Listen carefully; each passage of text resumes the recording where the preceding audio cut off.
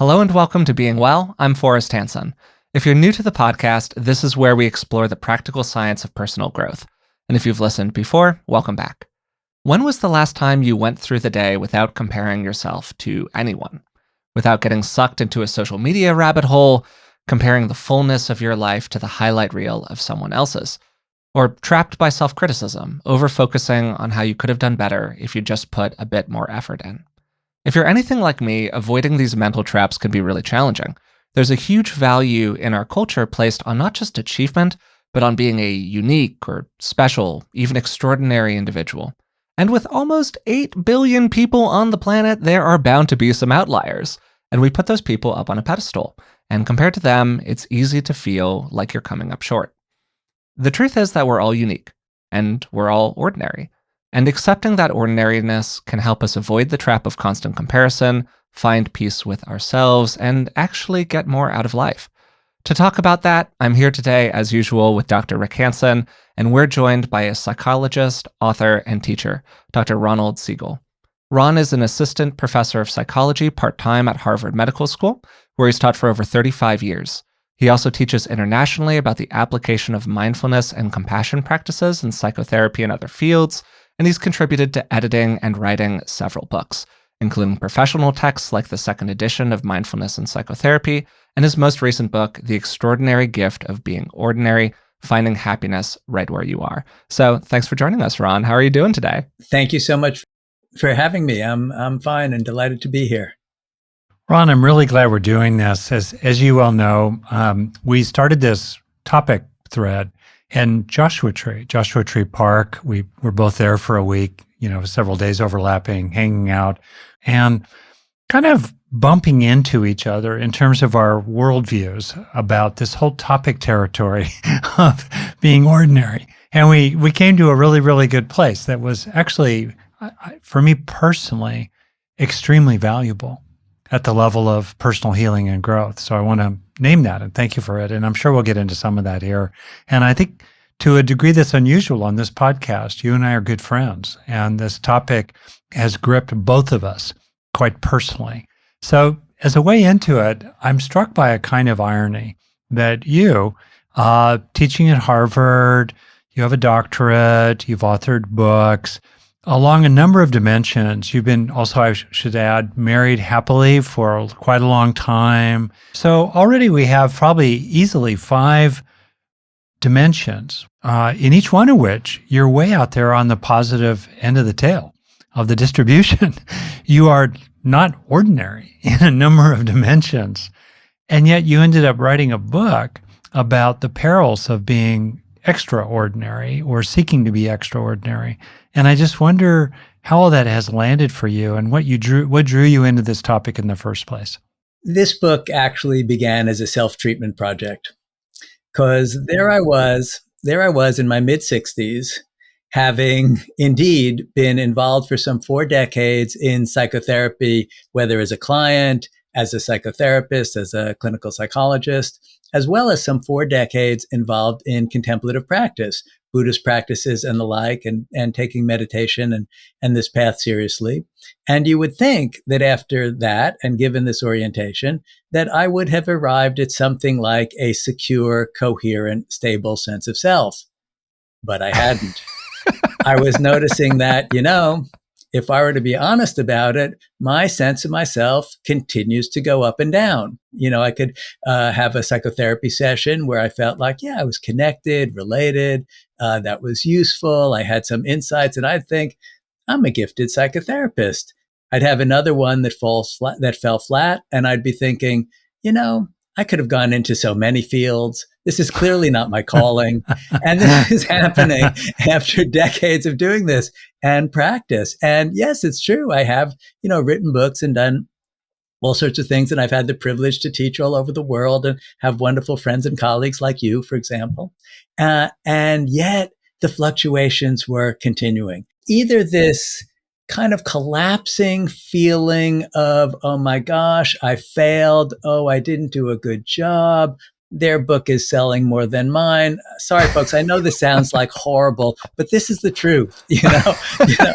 I'm aware First that world these are, problems, if there like ever were first some. world, Yeah. like first world problems. And I know how ridiculous it is, but this was my felt and actual experience. And I was thinking, all right, I know there's this mythology out there that if somebody were truly successful, they wouldn't be feeling this stuff. They wouldn't be going up and down based on whether somebody liked me or not, or liked my work or not. But this was my experience, if I was to be honest about it. And I had various hypotheses. One was I'm fundamentally inadequate as a human being. Maybe I'm just, broken from the beginning. Another one was, I never worked through what it was like to be picked last for kickball in elementary school. And it's still there. And I've still got the trauma of that. And there's actually some truth to that second one. We can get into that, not kickball per se, but the legacy of all the traumas. And here I'm including very small t traumas, but the disappointments, the hurts, this kind of thing. And then another hypothesis, which is that, maybe there's something more universal about this. I started just looking at my own clinical practice, and gosh, virtually everybody I worked with had difficulties in this area. And they fall into two broad camps, either mostly feeling inadequate or feeling kind of special, but constantly stressed out, trying to not slip, trying to hold on to this position of somehow being above the median or special or popular or smart or whatever it might be. But that everybody was in some way struggling with this. And I came to suspect that it's pretty close to universal. And then I started reading the evolutionary psychology literature and realized that there's a consensus that this is a hugely powerful force in mammalian and primate life. And the way it shows up in humans is with this kind of fluctuating self-esteem and our concern for trying to keep it up, pursuing the boosts and avoiding the crashes. So I want to ask about the last thing that you said, which is that evolutionary psychology literature. And I don't want to take too long here because there's so much practical in what you're saying that I think is really interesting for people. But when I first started exploring this topic to prep for the conversation, my very first question essentially was, is this a cultural problem or is this a human animal problem? Because it's really easy for us to relate to this on the level of the culture. We all have, or almost everybody uses social media. We're massively over-connected to each other. There's always something to compare yourself to. This is a modern problem, is one way to frame it. And another way to frame it is that there's something that's almost baked into the nature of being human that predisposes us to excessive, unnecessary, painful comparison to other members of our species. And so, kind of quickly here, what do you think about that? Well, I think it's both. Yeah. And on the baked in human animal side of it, if you go to the African savannah and on a so-called safari, which means riding around in a Jeep with a naturalist, the naturalist will point out, here's this grouping. There's a dominant male surrounded by a reproductively promising group of females. And over in the next field, there's another group of males doing the species specific equivalent of playing basketball or soccer, trying to hone their skills to be dominant. And it's like, Yeah. species after species, why are they doing that? And kids, you can take 4-year-olds and put them in a room together. And inside of a few minutes, they'll organize themselves into what are called transitive dominance hierarchies. The idea of transitive, like in algebra, if A is bigger than B and B is bigger than C, then A is bigger than C. This is very strongly hardwired. And you might think, well, why? Well, as it turns out, if we think in terms of the selfish gene, if you will, the idea that what we, reverse engineering natural selection, whatever was good for genes, that's what got favored for genes getting passed on. This dominant stuff got favored. So we might imagine that there are ancient hominids hanging around, holding hands, singing Kumbaya, being only cooperative, but their DNA didn't win out quite as often as this other DNA. However, lest we fall into total despair, we also have instincts for cooperation. We also have instincts for nurturing. We also have instincts for connecting. And those can be cultivated, those can be reinforced. And in fact, that's going to be part of our salvation from this. But the competitive stuff, pretty strong. And as you point out, in social media, in advertising, across the board, this is amplified by cultures. But the interesting thing is almost all cultures amplify this. They almost all suggest in various ways that if only you could come up on top in various kinds of comparative measures, then you would be happy and satisfied and live a good life. So there's this juxtaposition here, really, of objective and subjective.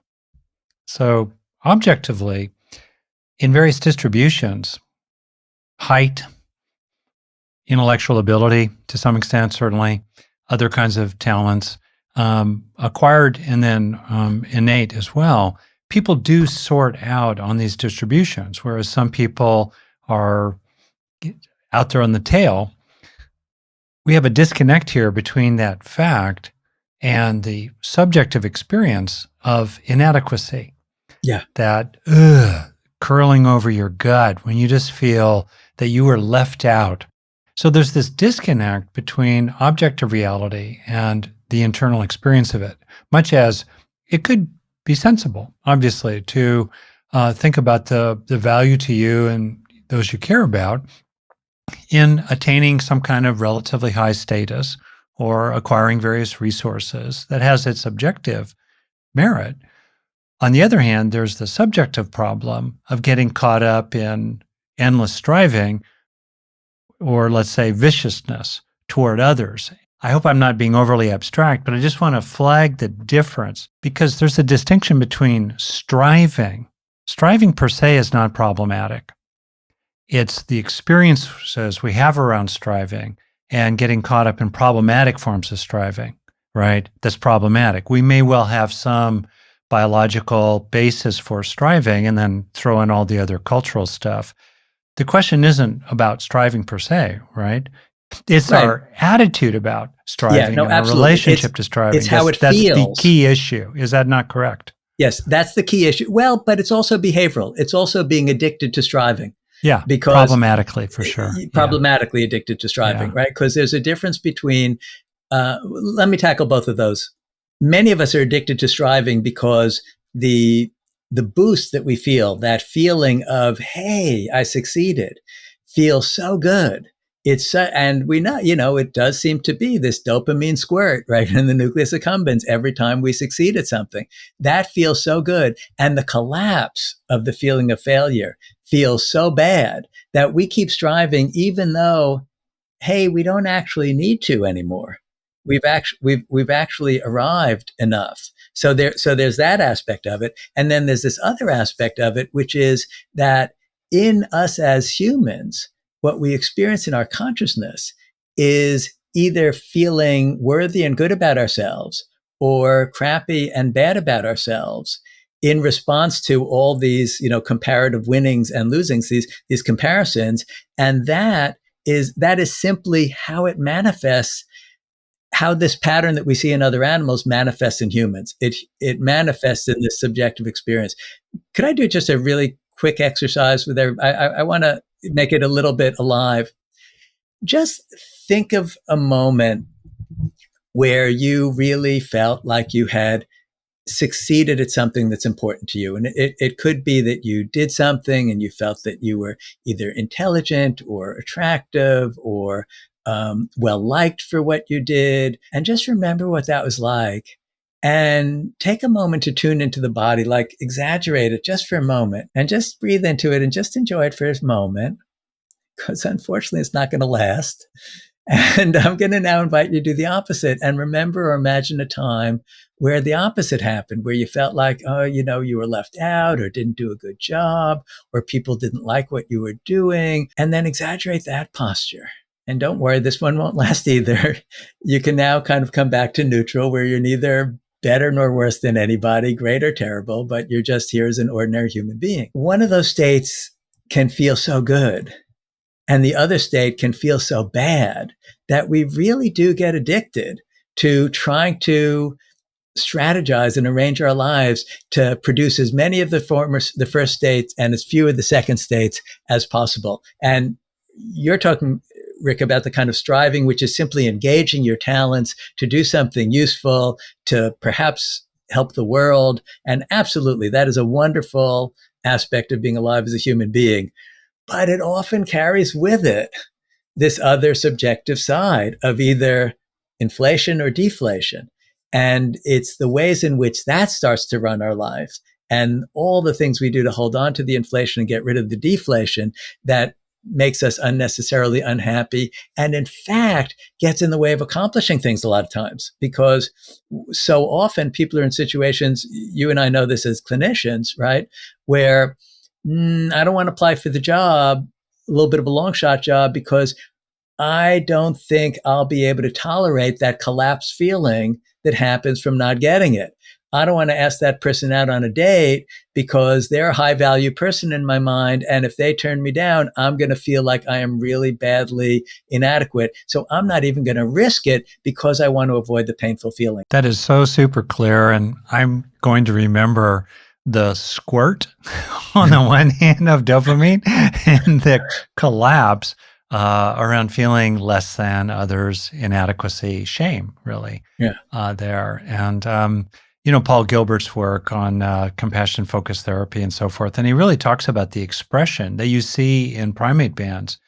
I think you know the research here better than I do, where the subordinate monkey drops its head in shame, curls around, and it's an appeasement gesture to avoid being attacked further by the alpha monkey, as it were. And so we know that feeling. You got us do it.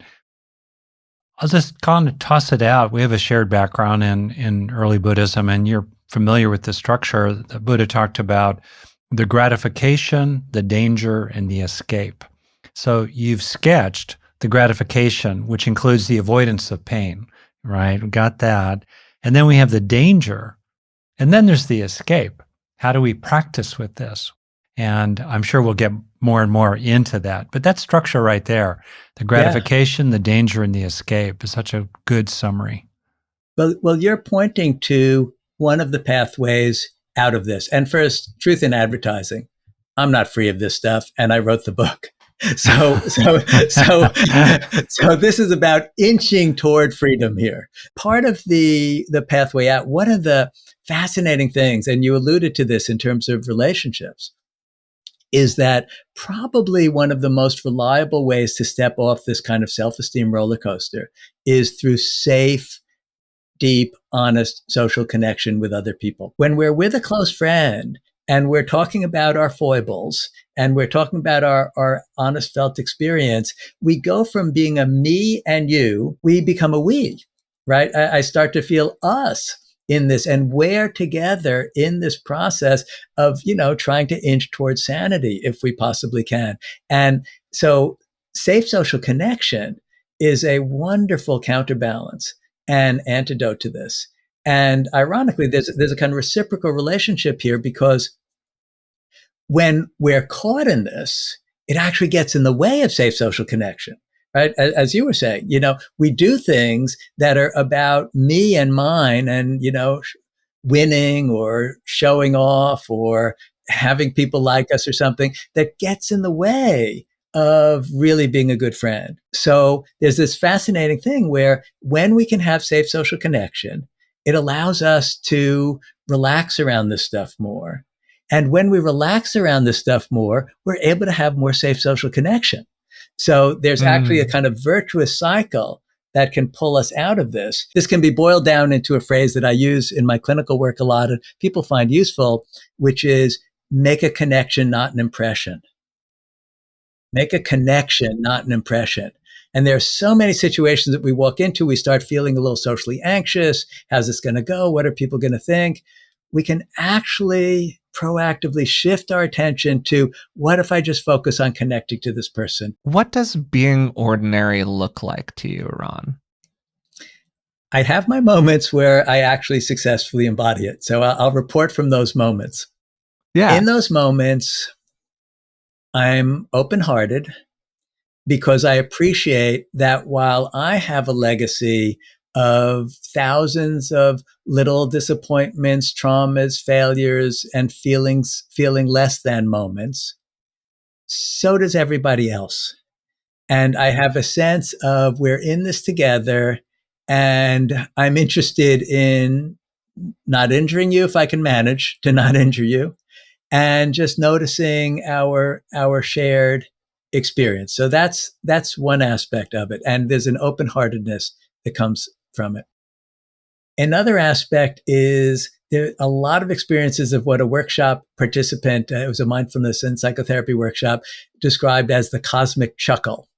These are the moments where we find our minds really doing something automatic that is fundamentally ridiculous, is not going to be helpful. And we actually manage to chuckle with the, oh, there I or it goes again. There's a kind of monitoring of all of the different ways in which my heart and mind are getting hooked on this stuff. And it's not about, Rick, very important what you're saying. It's not about becoming ascetic around striving. It's not about, never producing anything, nor is it about not enjoying praise. But it is about watching the whole process and having a sense of, there I go getting attached to that, there I go avoiding that, and the kind of chuckle that comes from it. And the other thing it's about fuller engagement.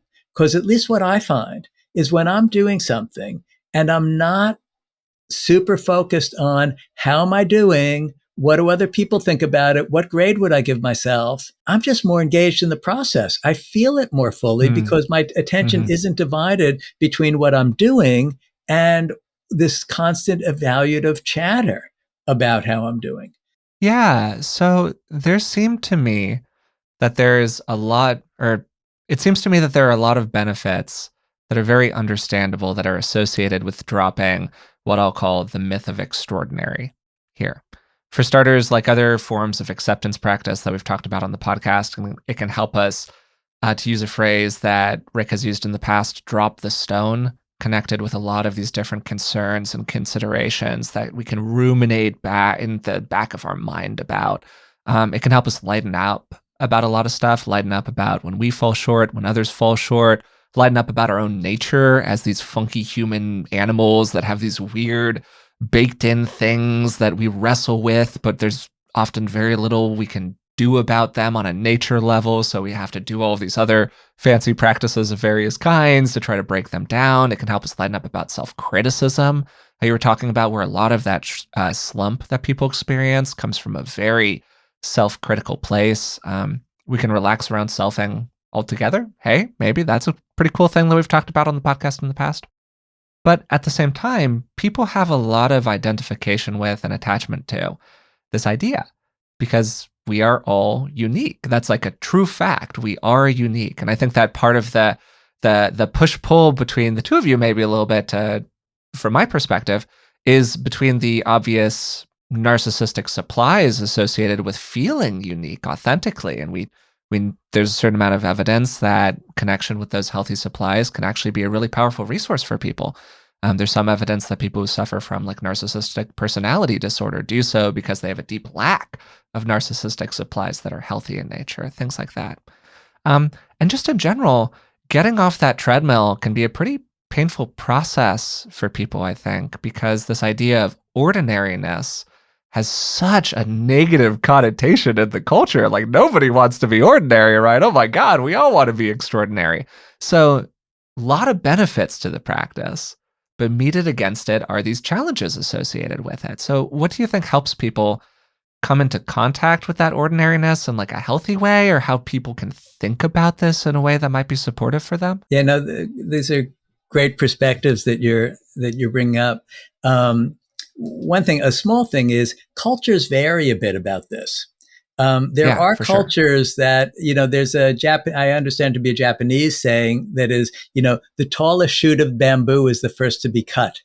Now nail that stands up gets hammered down. Yeah, right. That's not a celebration of be the standout one. So I do think that we in America here live in a highly individualistic culture and a very materialistic culture that really doubles down on this idea that, if you're not, an internet influencer or have started your own startup by the time you're 30, you're toast. And, so there are cultural aspects to this. However, I'd like to address the uniqueness part and separate out our wonderful uniqueness from special that has a value judgment valence to it. Yeah, it feels like a lot of your issue here, Ron, is with hierarchy, It more is with so than hierarchy. with extraordinariness, if that Yes, kind of makes we're sense. all Yeah. extraordinary. I mean, the fact I'm digesting lunch right now, like that is amazing. Like, how am I doing that? You know, the chemistry, oh my God, you know, the millions of years of evolution that are making, you know, I'm like a really cool dude. This is like the most sophisticated thing. So we're all extraordinary. And we're extraordinary in our uniqueness too. It's just when we look at a field of dandelions and they're all beautiful, we tend not to go, you know, it's a really beautiful field of dandelions, but the model dandelion, the ones the others want to be like and are striving to usurp, is the 237th in from the left, 87 rows from the front. Now that is a special dandelion. Unfortunately, that's how we operate as humans. We're hooked on this. So absolutely appreciating, you know, the particular constellation of strengths and weaknesses and culture and identities that's each of us. Fantastic. It's the putting value judgments on it and the emotional experience of getting attached to the ups and avoiding the downs. That's what seems to be problematic. And it's really about shifting which of our instincts are we going to lean in on? Are we going to mostly lean in on the instincts that are about competition and dominance and winning in this way? And I've been mentioning a lot of, there is some genderedness to this, you know, to some degree. At least some women are more concerned with, am I being a good enough friend? You know, am I being a good enough parent? There's some differences in terms of how we jigger this. So it's not all about material success, you know, external success or that kind of thing. But what's so interesting is that we're all hooked on one criteria or another, even if it's not always the same criteria. Well, what do you think helps people get off of that hook? Essentially connecting with their ordinary nature, stepping off of the treadmill, dropping the stone. Choose your analogy of choice here. These are very strong instincts and they're very powerful. So I think we have to approach them in a multimodal way. I think we have to tackle them on basically at least three levels. We got to work with our heads, our hearts, and our habits. With our heads, it's about noticing, what are my beliefs about this? Where did you get your rating scale from? How did you learn that, you know, for me, for example, like being intelligent or articulate was what I was going to hang on to because it wasn't going to be my skills at kickball. That clearly wasn't going to work. Same boat. Very much same boat. So how do you get hooked on this particular criteria? And who were the people in your life that pointed this out? How does the grading system work? And the fascinating thing we see about this is, gosh, our grading system is pretty weird. It's really what just happened, you know, that we could have done, you know, all sorts of wonderful things that we felt good about ourselves for before, but something goes wrong now, collapse, you know, we're back. So just beginning to examine that, like, what are the assumptions? What are the core beliefs? How did I get hooked on this? How is my society reinforcing these? And the more we can see where this come from, how am I being fed these messages? That's going to help. So that's kind of the head level of it. And also reflecting on, does it work or not? The head level, we start to see that I can't really win at this game. And there are two reasons for it. One is something that I made up a name for it, narcissistic recalibration. And it refers to the fact that things that used to float our boat, self-esteem wise, no longer do.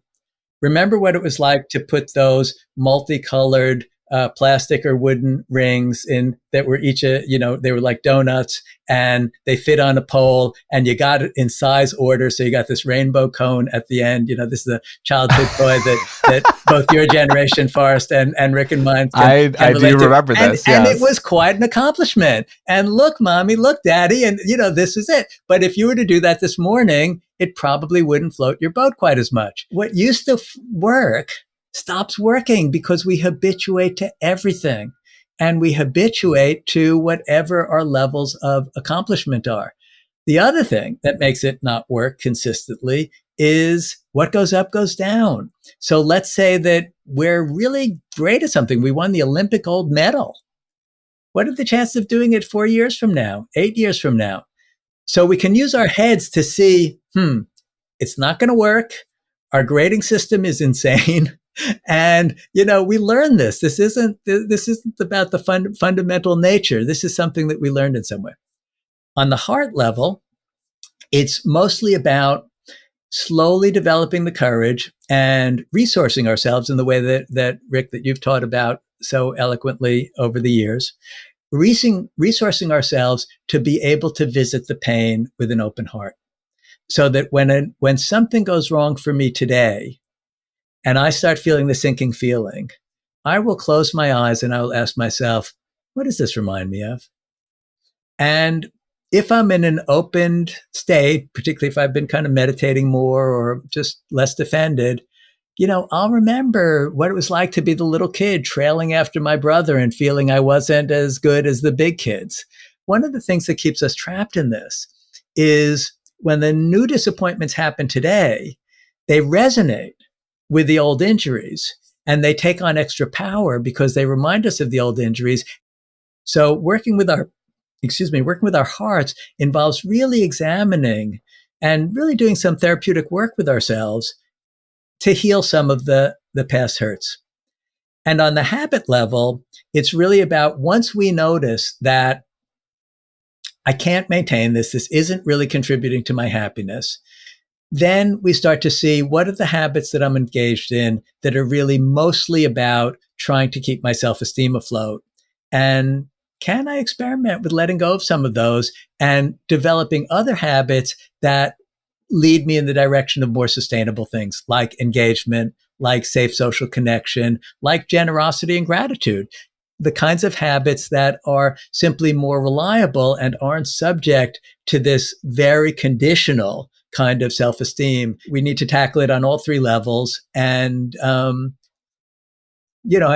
be kind to ourselves when it's slow progress because these are strong instincts. So we have this structure, right? Head, heart, habits. Maybe I'll just toss in a couple of things here that I got out of talking with you and hanging out with you in Joshua Tree related to my own history, which I've written about and it's quite out there, of feeling like I grew up and I ended up with a big hole in my heart that normal range experiences of feeling connected and valued and included were for me kind of a thin soup.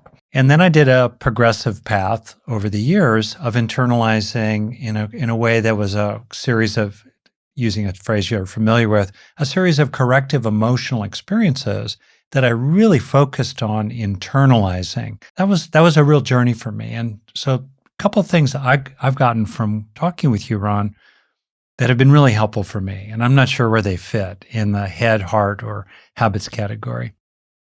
First was this presumption of relatedness.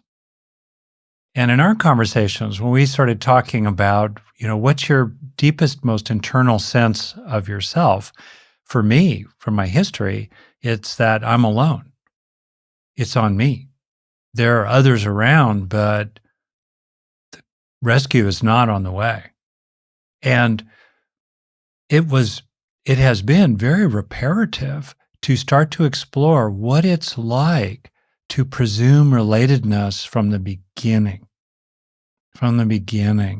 And presume it initially, maybe conceptually, like you recognize reality. Oh yeah, there's friendship, there's friendliness, there are other people, we're connected, but to feel it, the felt presumption, boom, as bedrock paradigm of relatedness from the get-go, just had an extraordinary power to dissolve feelings of inadequacy in me still 50 years later that might swirl up.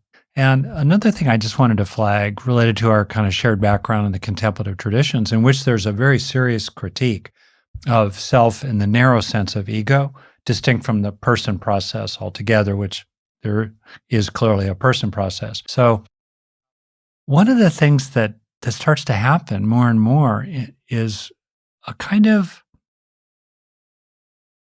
resting increasingly in ordinary mind, the Zen term, just ordinary mind, and in which there's simply the thusness, the thisness, the suchness of the moment.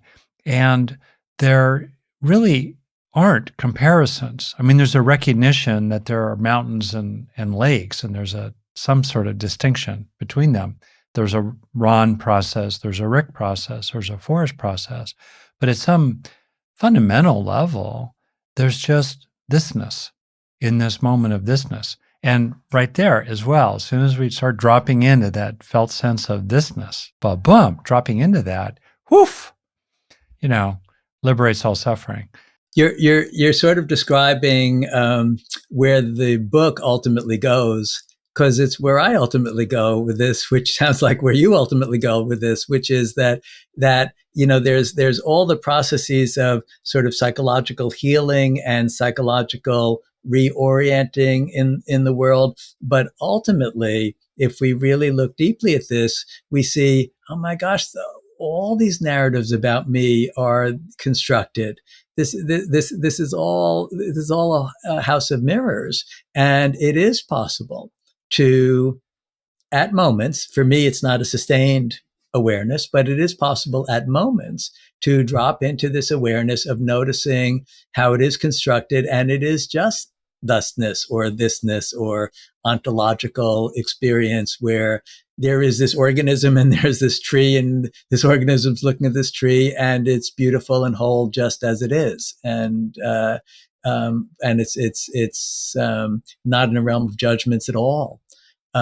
So yes, no, I think that, this is one of the fruits of contemplative practice, and fascinatingly, it's one of the fruits that's happening sometimes in psychedelic assisted psychotherapy, where people will drop into this way of being and way of understanding, which ordinarily takes quite a lot of disciplined practice to notice. It doesn't stay there, and it's not a panacea, because people drop back into their old perspective as well. But yeah, no, ultimately that is where we are freest, I think. It's just, well, both you and I in our work are always involved in the dance between the sort of personal psychological and the kind of profound insight that can come from transcendent experience and deep meditative practice. Yeah, I think that's so much of what we're talking about here, just to simplify it down a little bit, is the classic what drives behavior, and it's generally pursuing pleasure and avoiding pain. Mm-hmm. And we're trying to avoid the collapse of the self-criticism, the self-judgment, the negative self-comparison to others, all of that. And we're trying to pursue the positive hit, the squirt, as you put it earlier, of dopamine or reward chemical associated with feeling achieving, feeling special, feeling like our position in the band has been secured. And this takes me to something really interesting, which is that in my own life personally, when I have been able to get to the place that I think you're both describing here, which this kind of sea of enoughness, maybe one way to talk about it, it has felt relieving. It has felt fantastic. It has felt great, to as a, I don't know if I would describe myself as a achieveaholic necessarily, but I would describe myself as maybe driven by some uncomfortable experiences with kids early in life. Somebody who has a pretty well-tuned social radar and maybe a little overly sensitive to my own position inside of the social hierarchy.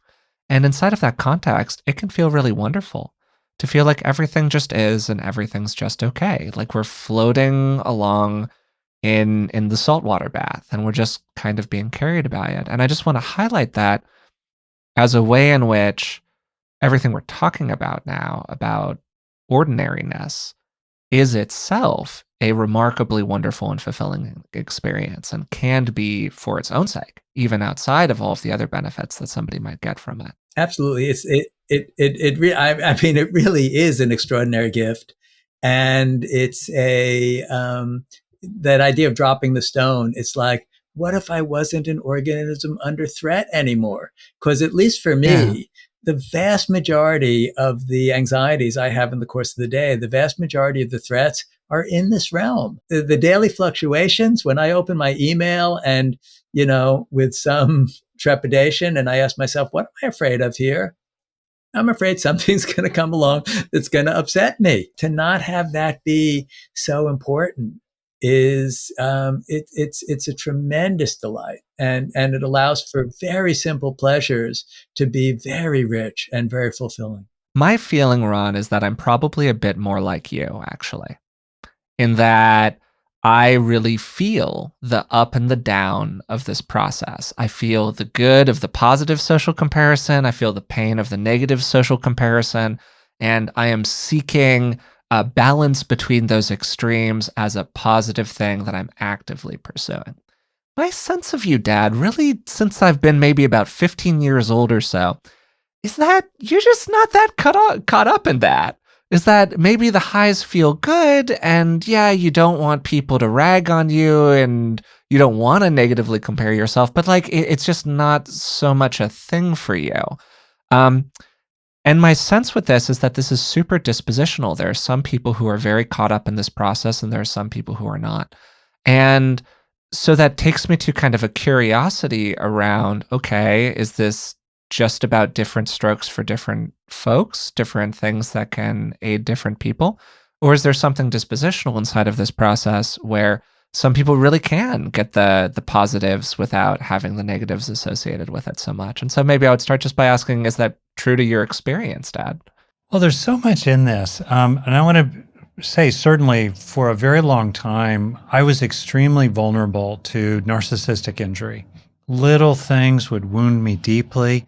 And it was because it was kind of like I didn't have any shock absorbers inside based on because I lacked the normal developmental process of internalizing healthy social supplies to build up healthy, mechanisms, processes that would maintain an equilibrium of reasonable basic sense of worth and value, and also having internalized a lot of criticism.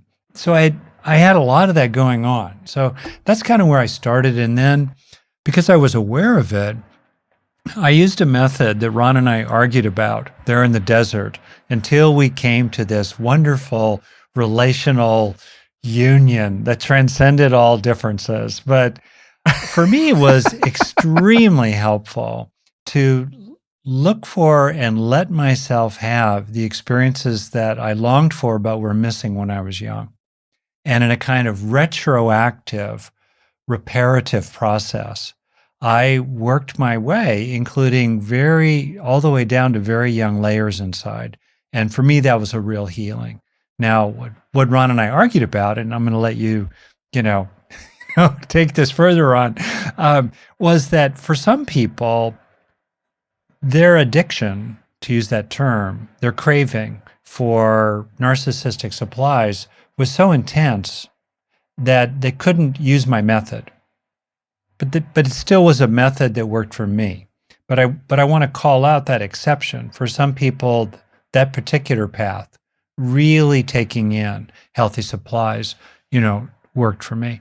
As a quick note, just because we've used the phrase a couple of times and people might not be familiar with it, Dad, would you mind defining narcissistic supplies? Yeah, the idea being that we have natural needs for mirroring, like the myth of Narcissus, and we have natural needs for praising. Every child needs to believe that they are the one and only special one in their parents' eyes. And right, they're normal needs to have, to feel included, to feel wanted, to feel part of the group. And as Ron talks about very eloquently, we are designed to crave that because those hominids and humans who didn't have that craving did not work really hard to be part of the group and to be kind of top dog in the group, and they were less likely to pass on their genes. So it's kind of normal, that we have those needs. The problem becomes when people don't get enough of those normal needs met, and then you toss in other variables like their particular culture, toss in other variables that Alice Miller wrote about eloquently, that is some of Ron's in my life story, the drama of the gifted child, in which you are gifted in some ways, but so you're both held up and you're constantly vulnerable to falling short. Anyway, so I'm saying a lot about my own personal journey here, hopefully not too much, but just to answer your question, from when you kind of knew me, which is when I started to become much more successful. One of the things I learned, and I know you know this well, Ron, is that as you start getting more approval, if you move into selfing in relationship to it, if you move into grasping or clutching or craving, you immediately start to suffer. So paradoxically for me, this kind of run of success has both helped me kind of do the last little bit, the frosting on the cake of internalizing retroactive repair. And also, it's been a great teaching that as soon as you get caught up in me, bingo, instantly you start suffering more. And that's been a real teaching. Pursue excellence, ignore fame. And I think that's just a sweet spot where you pursue excellence, which really fundamentally is about service. If you're moved by service and you're lived by love, that's really your driving force. And then that becomes what carries you along. And I know this is where you're centered, Ron. If you're really centered in love and service and contribution, and that's your primary current lifting and carrying you along, then it's a lot easier, to weather the winds, enjoy them when they're warm and balmy and people like you. Try to steer clear from people who are jerks about negative feedback while trying to learn from it as best you can. But at the heart of it all, you're lived by love, you're lived by service, and that solves all kinds of problems. Yeah, absolutely. And service is one of the other paths out of this kind of preoccupation. I just want to tease apart one little thing, one thing in what you're talking about, which is that love versus, again, it's this idea of specialness. I think we can love little kids as super special in their uniqueness without them having to be better than other little kids. And that's what's key is, recognizing the other, seeing the other clearly, appreciating them. So what are the applications or implications of this for raising kids? And I think one fundamental one is that, let's say, Suzanne comes home and she's really bummed out because she didn't make the baseball team. And one approach, which is consistent with the individualism and the sort of competitive comparison of the culture, is to say, "Oh, honey, I'm so sorry that it didn't work out, but you were a star on the basketball team in the fall, and you did great in mathletes, and and you're a terrific kid." The other one would be to say, "Oh, sweetheart, I'm so sorry. When I was about your age, I was really into drama and I didn't make the school play and I really wanted to be in the play. And I felt so brokenhearted. I felt this horrible sinking feeling. It was hard to be with that for a while. Let me give you a hug. We all go through this stuff. It happens to all of us."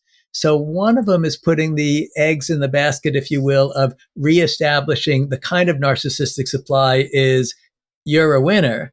The other one is putting eggs in the basket of you are loved and perfect just as you are. It's the Mr. Rogers approach, It's a little contrary to the thrust here. And I think being careful about, just like you said, the way that we offer feedback and acknowledgement is important, including with kids. That said, I'm just astonished routinely at how bad most people are about simply acknowledging really quite wholesome, effortful, honorable, sincere, remarkable efforts by so many people, whether it's just the effort that went into making a good dinner that night or taking another person into account or accomplishing something that's not easy. It's remarkable to me how actually bad so many people are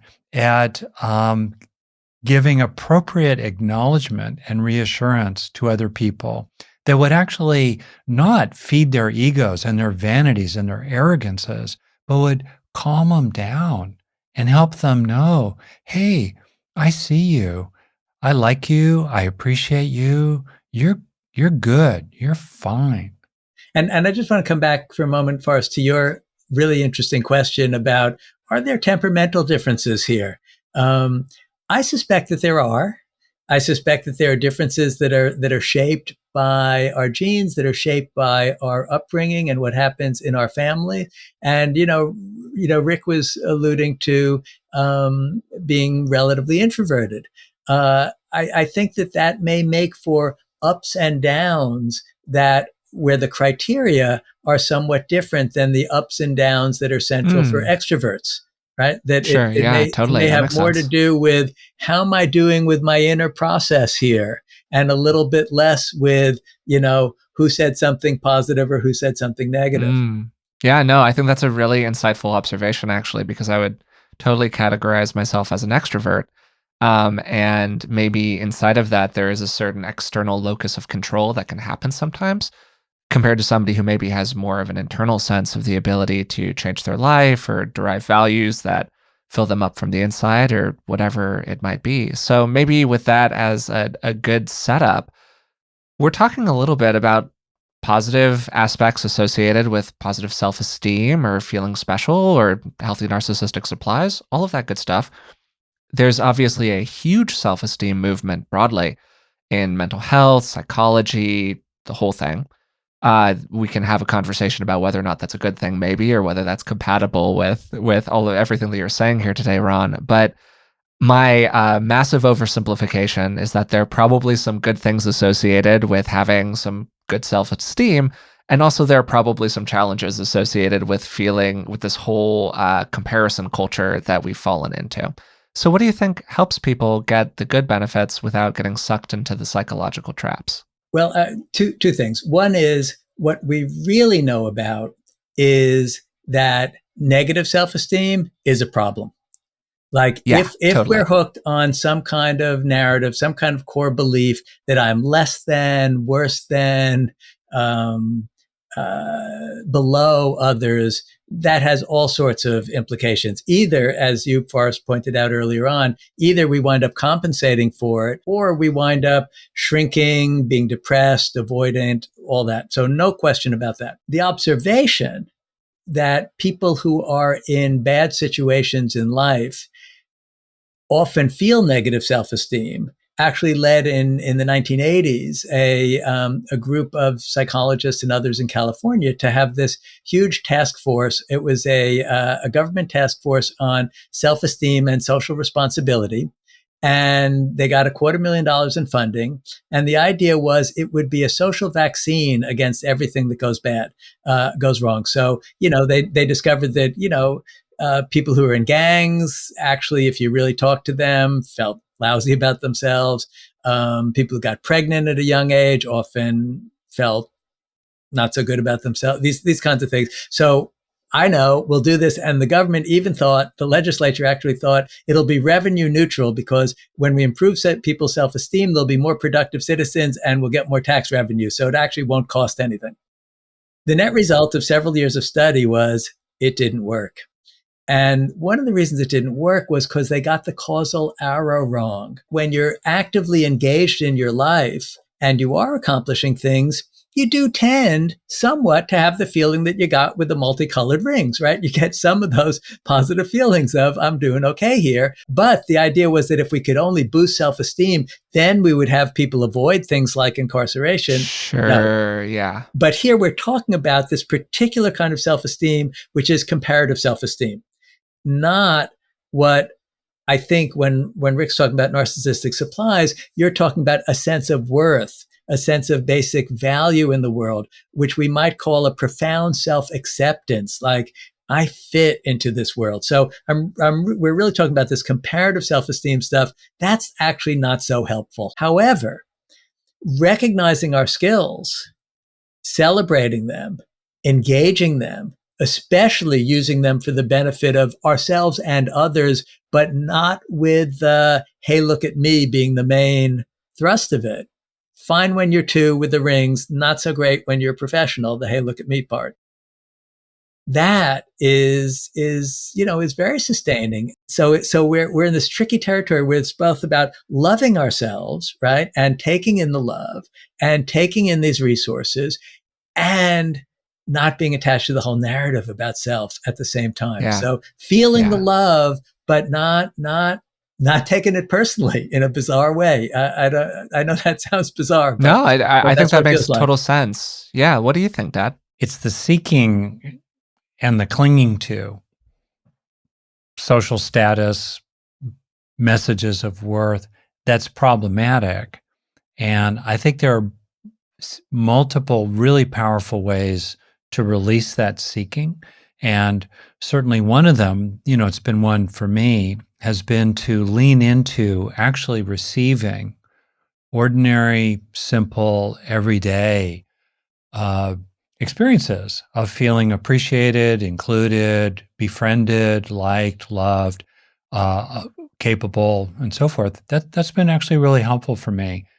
One has to be careful about it, that of course it doesn't trigger the longings that are problematic. So if we could kind of summarize this, I think of this saying that works really well in print: love yourself. Just don't love yourself. Separate it out. Yeah, in a nutshell. Yeah, yeah. Yeah, and I don't know if this is part of your experience, Rick, because you've studied so much about different ways of taking in the good, in essence, of allowing in the narcissistic supplies. It feels to me like when I'm blocking that, when I'm resisting somebody saying, that was lovely what you did, or I appreciate it, or I like the way you said that, or something like that, and I'm starting to deflect. There's this concept from psychoanalysis called reaction formation. And it's when we sort of do the opposite of what we want because we're so afraid of the desire. And I think this is what happens. I think the blocking of it, which actually does rob us from the pathway that you're describing, and that has been a terribly useful pathway for you of letting in the love and the acknowledgement. We block it out of a kind of reaction formation because we're so afraid of I am so afraid of my hunger for this, and the part of me that can be a total junkie, a total addict going after this stuff, that I don't want to even let it in, lest I do what you're talking about that's dangerous, which is getting hooked on it. Yeah, for me, an immensely useful practice has been feeling normally worthy. Just as I'm not extraordinary in my goodness, I'm probably not extraordinary in my badness. And one of the phrases that I've heard from my dad is negative grandiosity. And that's a phrase that has been also super useful for me because we can build ourselves up as these problematic figures in much the same way that we build ourselves up from in narcissistic ways where we think that we're just oh so special. And just as we're not special in our goodness a lot of the time, we're not special in our badness either, but we are normally worthy. We are worthy simply because we are here, not for who we are, but that we are here. And that's been very, very useful for me. And that's such that I'm so glad you're highlighting this, because that's also one of the extraordinary gifts of being ordinary. We're not so bad. Yeah, absolutely. It's a relief. We're not so bad. We're just like all the other, 8 billion organisms on the planet trying to figure this out. And yeah, sometimes we're sweet and lovely and wonderful. And yeah, sometimes we grab the bigger chocolate chip cookie and we feel bad about it. But we're not so terrible. We're not. What was the phrase? Grandly negative. What was the negative grandiosity? Negative grandiosity. Yeah, no, it's great. We're not especially horrible. We're just like ordinarily horrible. And we're among friends, and we can hold hands, and we can joke, and we can support each other. Yeah, well, I think that that's probably the perfect note to end the episode on for a wide variety of reasons. Ron, it was totally great doing this with you today. Thanks so much for taking the time. An absolute pleasure, and thank you both for your perspectives. And I've been marinating in this, thinking about this, having done a book, but really lovely to hear your thoughts about the territory also.